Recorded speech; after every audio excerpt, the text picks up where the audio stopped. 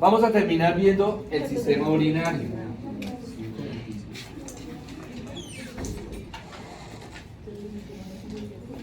Bueno, el sistema urinario cumple también una función muy importante y es una función muy análoga al drenaje venoso, es decir, sacar ¿qué?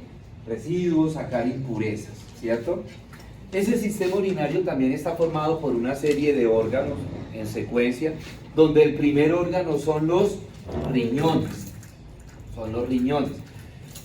Los riñones son dos órganos que se encuentran ubicados en la región de los flancos, pero son retroperitoneales, es decir, están por detrás del peritoneo. Por eso cuando nosotros vamos en un paciente a explorar la parte urinaria, no la hacemos por la parte anterior. ¿Por qué? Porque las vísceras, bueno, ya las paredes que ustedes conocen, todas esas paredes con los músculos de la pared anterolateral, la fascia transversalis, el peritoneo, las vísceras, me van a tapar los riñones. Entonces, el paciente puede estar muy enfermo de los riñones, pero si yo lo exploro por acá, no voy a encontrar nada. Como los órganos son retroperitoneales, me queda mucho más fácil explorar la vía urinaria por la región del dorso. ¿Correcto? Encuentro la piel, encuentro la fascia superficial, los músculos, que son poquitos. Además, que otra particularidad, además de que son poquitos, son músculos planos. Encuentro, por ejemplo, de aquí saliendo algo que vimos por allá en raquis, el iliocostal, ¿verdad? Y encuentro el cuadrado lumbar, y no más. Y ya vienen los riñones. Entonces, cualquier síntoma renal, urinario que tenga el paciente, si yo lo abordo por la parte de la región dorsal, por ahí voy a encontrar si efectivamente el paciente está padeciendo de los riñones. Microscópicamente, la unidad estructural y funcional de los riñones se llama nefrona. Esta es una nefrona. ¿Cómo está constituida esa nefrona? Está constituida por estos capilares arteriales que vienen de la arteria renal, que se unen a manera de un ovillo y me van a formar esta estructura que se llama el glomérulo. Ese glomérulo está protegido por una cápsula que se llama la cápsula de Bowman. De la cápsula de Bowman sale un conducto que se enrolla cerca del glomérulo y se va a llamar tubo contorneado proximal. Luego ese tubo contorneado proximal deja de enrollarse y desciende, formándome un asa, y se va a llamar el asa de Henle, con H. Así, asa de Henle. Esa asa de Henle tiene una porción descendente y tiene una porción ascendente. Luego, nuevamente, el asa, la porción ascendente, comienza a enrollarse y me forma el tubo contorneado distal, porque está lejos del glomérulo, y ese tubo contorneado distal termina en este tubo que se llama colector. Ahí en el tubo colector desembocan muchas nefronas. Cada nefrona, en ese proceso que se llama filtración glomerular, cada nefrona arroja al tubo colector una gotica de orina, y así se va formando la orina.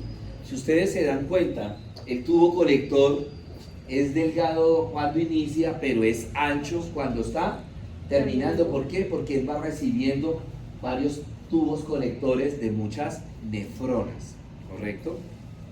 En cada parte de la nefrona se llevan a cabo procesos de absorción y de secreción. Entonces, en algunas partes se va a reabsorber el agua y el sodio, o sea, se retiene. Cuando va pasando el agua y el sodio, esa porción la absorbe, la chupa y no la deja que se salga, ¿sí? Pero es en diferentes zonas.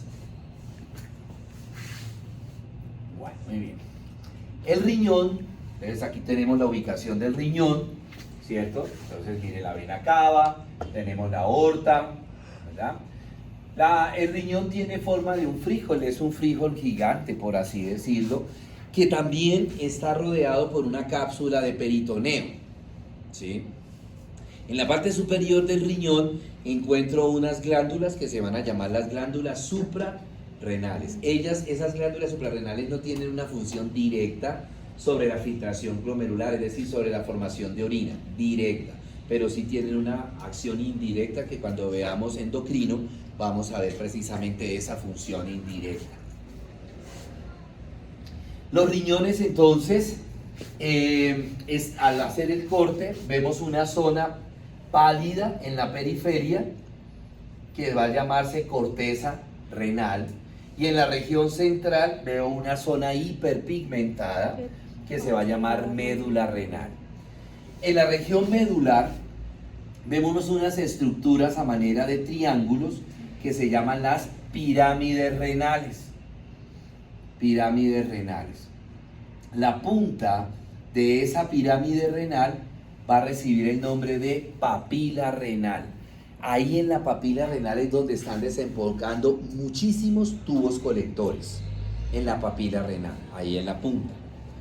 En medio de las pirámides renales está la columna renal. ¿Correcto? En la corteza encuentro más que todo glomérulos. En la médula encuentro glomérulos, pero más que todo tubos contorneados proximal, asa de Henle, túbulo contorneado distal y túbulos colectores. ¿Sí? Y esos túbulos colectores terminan acá, en la papila renal.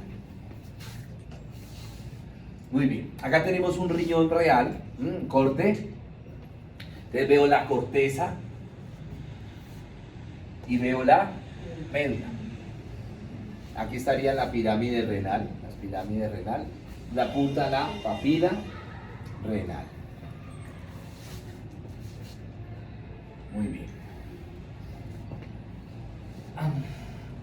Les dije que en la punta de la pirámide renal, se llama papila renal, ahí desembocaban muchos túbulos colectores. Hasta ahí termina la parte microscópica de la excreción de la orina.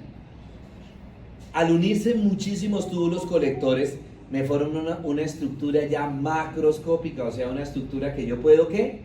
Ver, que yo puedo ver. Y se llaman los cálices menores. Entonces, aquí termina la papila renal de la pelvis renal, de la pirámide renal, perdón. Y me forman los cálices menores. Los cálices menores se unen y me forman los cálices mayores. Los cálices mayores se unen y me forman la pelvis renal. Y esa pelvis renal sale del riñón por el ilio renal, me cambia de dirección y se me convierte en el ureter. Es este. ¿Sí? Muy bien.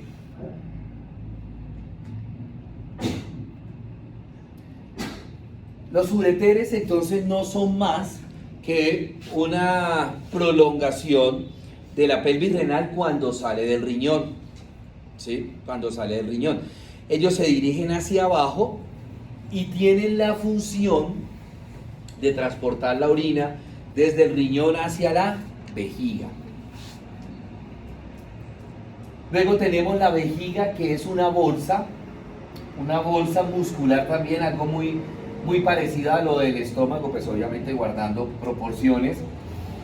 Está constituida la vejiga también por 3 capas de músculos, igual que el estómago, una capa horizontal, una capa vertical y una capa anteroposterior. Esa distribución de esas capas musculares, ¿qué particularidad le confieren a la vejiga? Que ella tenga la capacidad de ¿qué? De distenderse, de expandirse y también de volver a su posición, a su tamaño normal. Cuando la vejiga está vacía o tiene poca orina, la vejiga tiene forma de triángulo invertido. ¿Sí? En la medida que se va llenando de orina, el músculo se va ¿qué? Dilatando, y entonces va creciendo la vejiga y va cambiando de forma. Entonces, cuando la vejiga está llena, tiene forma de círculo y es lo que se llama globo vesical. La ubicación normal de la vejiga es retropúbica, o sea, está detrás del hueso pubis, por eso nosotros no la podemos palpar, a menos que la vejiga esté ¿qué? Llena. Cuando la vejiga está llena, la parte superior de la vejiga pasa o sobresale del hueso pubis y la podemos palpar. Por eso cuando nosotros tenemos tantas ganas de orinar, si nosotros nos tocamos por encima del pubis nos duele, nos molesta, nos sentimos que nos vamos a orinar. ¿Sí? Señora, que la vejiga tiene que estar llena. Lo mandan a tomar uno harta agua y que no orine. Muy bien. En la parte de atrás de la vejiga, ¿dónde está mi marcador negro? Acá. En la parte posterior de la vejiga,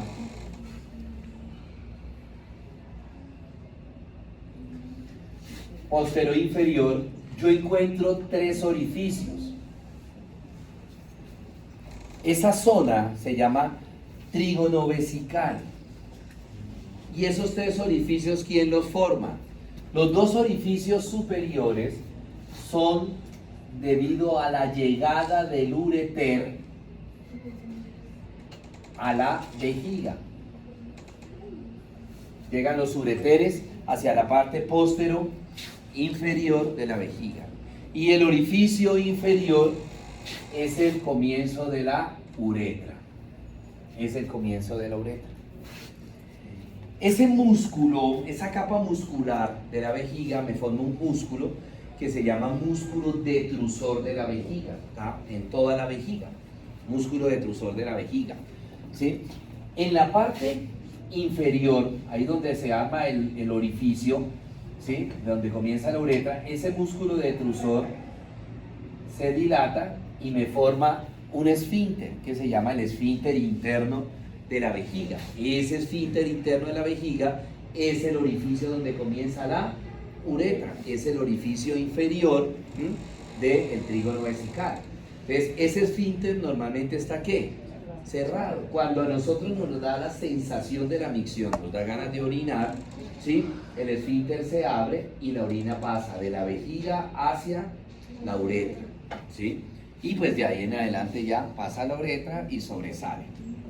La uretra es un tubo, es un conducto que comienza en el cuello de la vejiga, ¿cierto?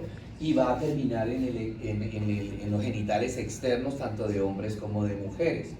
El orificio donde termina la uretra, tanto en hombres como en mujeres, se llama meato urinario.